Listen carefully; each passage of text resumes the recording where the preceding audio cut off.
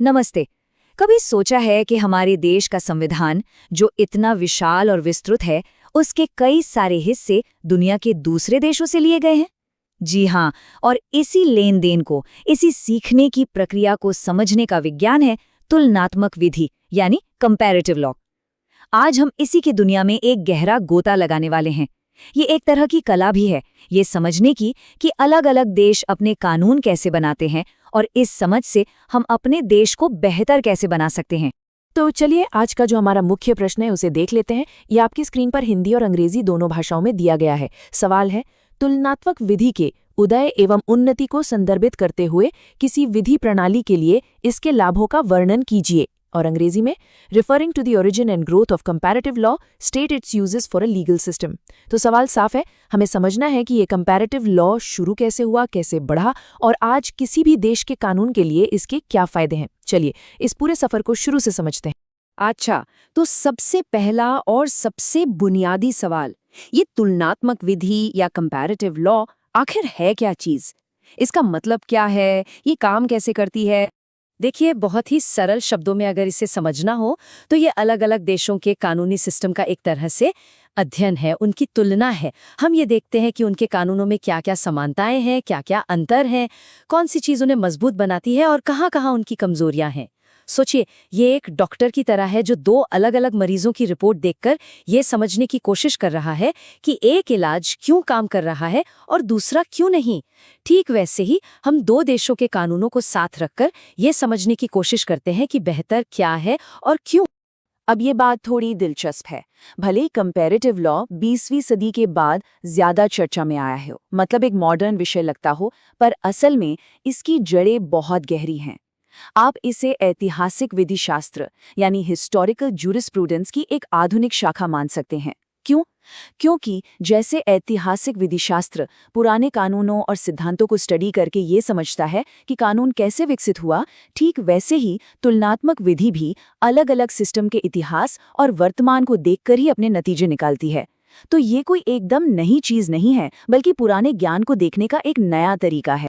तो ठीक है, हमने ये तो समझ लिया कि ये है क्या, पर सवाल ये उठता है कि इसकी जरूरत क्यों पड़ी? ये विचार आया कहाँ से?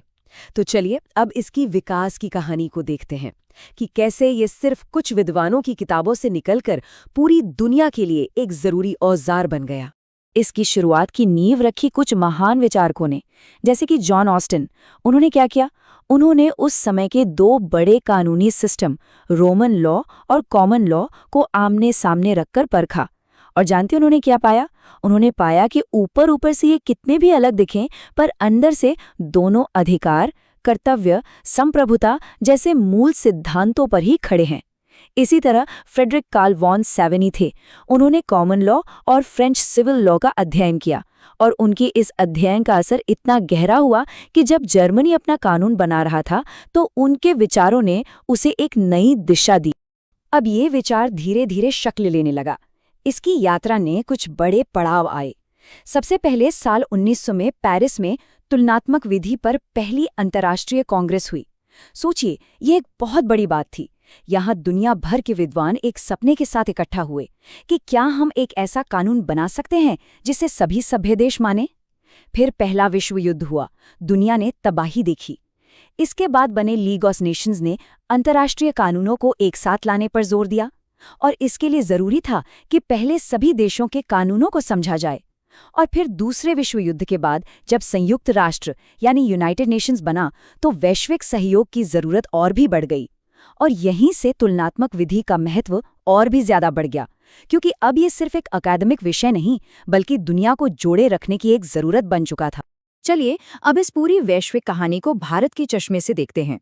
ये जानना बहुत जरूरी है कि कंपैरेटिव लॉ भारत के लिए कोई बाहर से आई हुई चीज नहीं है, बल्कि ये हमारी कानूनी व्यवस्था की आत्मा में बसी है। भारत के कई महान कानूनविदों ने, जिनमें डॉक्टर जीएस शर्मा और डॉक्टर पीके त्रिपाठी जैसे नाम शामिल हैं, इस बात को हमेशा माना है। उनका कहना था, जैसा कि आप देख सकते हैं, कि भारतीय कानून का अध्ययन दूसरे देशों के कानूनों के साथ तुलना करके ही किया जाना चाहिए। इससे हमें सीखने और समझने का मौका मिलता है। मतलब साफ था कि हमें अपनी खिड़कियां और दरवाजे खुले रखने चाहिए। दुनिया में अलग अलग समस्याओं के अलग अलग समाधान खोजे गए हैं, तो क्यों ना हम उनसे सीखें और जो हमारे लिए सबसे अच्छा हो उसे अपनाएं। और इस सोच का, इस सीखने की प्रक्रिया का सबसे बड़ा और सबसे शानदार सबूत अगर कोई है तो वो है हमारा अपना भारत का संविधान। सच में, हमारा संविधान तुलनात्मक विधि का एक जीता जागता उदाहरण है। ये दुनिया भर के संविधानों के गहरे अध्ययन का नतीजा है, जहां से अच्छी अच्छी बातों को लेकर एक खूबसूरत माला में पिरोया गया है। देखिए, हमारे संविधान निर्माताओं ने कितनी समझदारी से काम लिया। उन्होंने दुनिया के बड़े बड़े लोकतंत्रों को देखा। एक तरफ उन्होंने अमेरिकी संविधान से प्रेरणा ली, जहां से हमने संघीय ढांचा, मतलब केंद्र और राज्यों के बीच शक्तियों का बंटवारा और सबसे जरूरी मौलिक अधिकार यानी फंडामेंटल राइट्स का विचार लिया। दूसरी तरफ उन्होंने ब्रिटिश सिस्टम को देखा, जहां से हमने संसदीय सरकार, कानून का शासन और हमारी विधायी प्रक्रियाएं सीखी।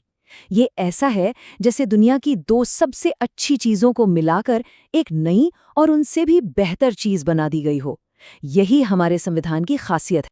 तो अब तक हमने इतिहास और सिद्धांत की बात की, लेकिन सबसे जरूरी सवाल, इन सब का असल फायदा क्या है?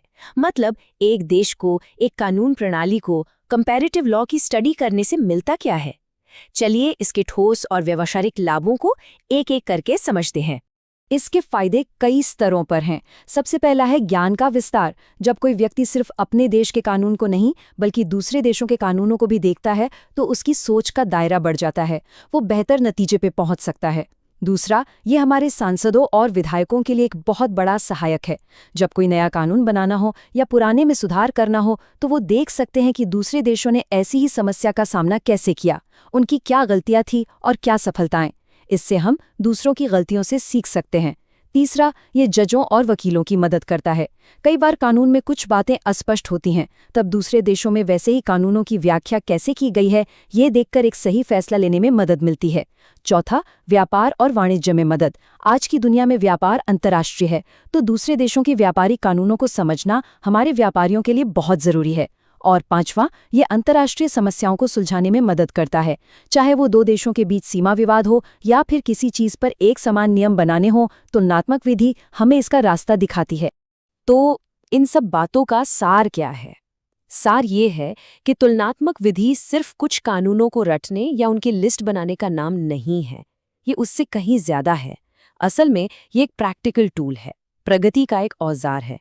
ये एक पुल बनाने जैसा है, अलग अलग देशों की कानून व्यवस्थाओं के बीच एक मजबूत पुल। तो इस तरह हम कह सकते हैं कि तुलनात्मक विधि सिर्फ कानूनों का अध्ययन भर नहीं है, बल्कि ये एक बेहतर भविष्य बनाने का, एक वैश्विक समझ बनाने का एक बहुत शक्तिशाली माध्यम है। ये न्याय हासिल करने, नए कानून बनाने और अंतर्राष्ट्रीय विवादों को सुलझाने का एक कुशल तरीका है। ये हमें सिखाता है कि जब हम एक दूसरे से सीखते हैं तो हम सिर्फ बेहतर कानून ही नहीं बनाते, बल्कि हम एक बेहतर और जुड़ी हुई दुनिया का निर्माण करते हैं।